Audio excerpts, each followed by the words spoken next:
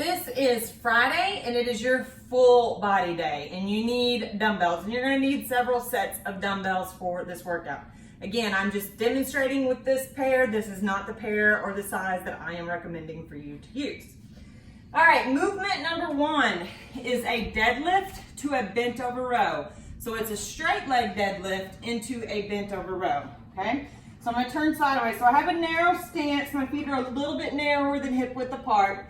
I'm gonna roll my shoulder blades back and down, and I'm gonna engage my lats. So right where that bra strip for you females hits, or your upper rib cage, okay? So roll your shoulders back and down, squeeze that tight, and hold it, all right? Shoulders are back, knees are soft, abs are in nice and tight.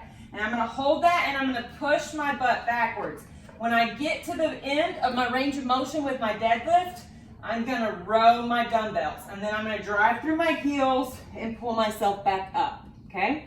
Shoulders are rolled back and down, engage my lats, abs are tight, knees are soft, push those hips backward, come down into my deadlift, give me a nice big bent over row, drive through the heels and pull back up. You should be feeling your deadlift right here, nowhere else. It should not be in your lower back. If you're doing it correctly, it should be glute and hamstring loaded, okay?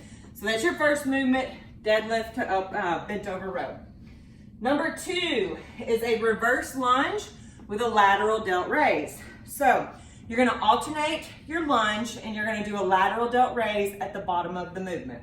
What I mean by that is, roll my shoulders back and down. I'm gonna go back into my reverse lunge, hold my lunge, lat delt raise, come out. Alternate my leg, lat delt raise, come out. Okay, so it's a lunge, then a raise, then out of the lunge. Separate movements. Lunge, raise, release, come out of the lunge, okay? Reverse lunge with a lateral delt raise. Number three is around the worlds. We've done these before too. Palms are facing out, shoulders are back and down, knees are soft, abs are tight. Take those weights, keep your palms facing out away from you, up, and squeeze back in. Squeeze up, squeeze back in. Up, and back in, okay? Around the worlds. Movement four, plank rows or renegade rows, these are also called. You're gonna take your dumbbells, come to the floor, abs are in nice and tight, okay? And I'm gonna row that dumbbell up to my chest. Now notice I'm not hip rolling and pulling that weight up to the side, keeping my hips square, I'm pulling, okay? If it's too much for you, try widening your stance. That would be modification one. So if I'm right here and I find myself rolling my hips, take those feet out nice and wide, then pull. If with my feet still wide and I can't do it without a hip roll, lighten the weight, okay? That would be modification number two. If after widening the feet and lightening the weight, you still can't pull that weight without rolling your hip, then you need to take it to your knees, okay? So take it to your knees, right here, abs are in nice and tight, and pull the weight.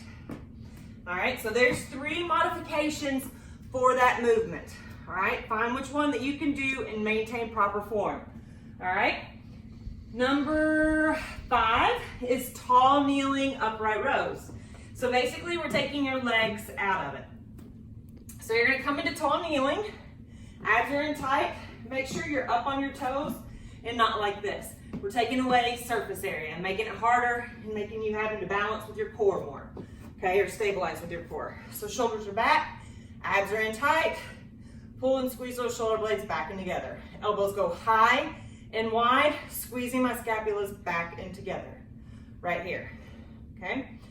If you have issues with your knees and you can't tall kneel, you can sit in a chair, sit up nice and tall. I do have a chair, I'll show you. Just make sure you're not leaning on the back of the chair so you're still getting that same core engagement, okay? So if I was gonna do it in a chair, I would sit out on the edge, hold my dumbbells here, and pull high and wide. I would not be back like this, okay, or supported.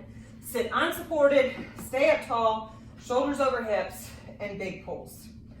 All right, so you get that core engagement, and we're taking the legs out so we can't use them.